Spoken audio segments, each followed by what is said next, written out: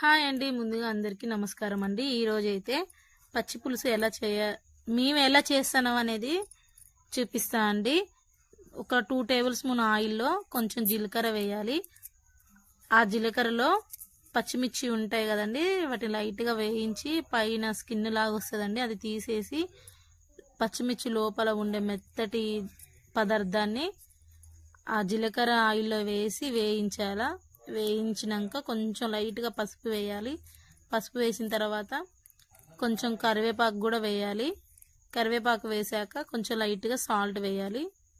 అంటే మనం టేస్ట్ ఎంత రుచికి సరిపడుతుందో అంత సాల్ట్ వేయాలి.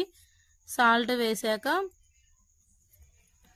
చింతపండు పులుసు ఉంటుంది కదండి, మనం ముందుగానే చింతపండుని రసం తీసి పెట్టుకుంటాం కదా, చింతపండు రసం అనేది ఆ తాలింపులో వేయాలి. కావాలి అనుకుంటే పచ్చి ఆనియన్స్ యాడ్ చేసుకోవచ్చు. తాలింపులో వేసి ఇది అంతే అండి, అయిపోయింది.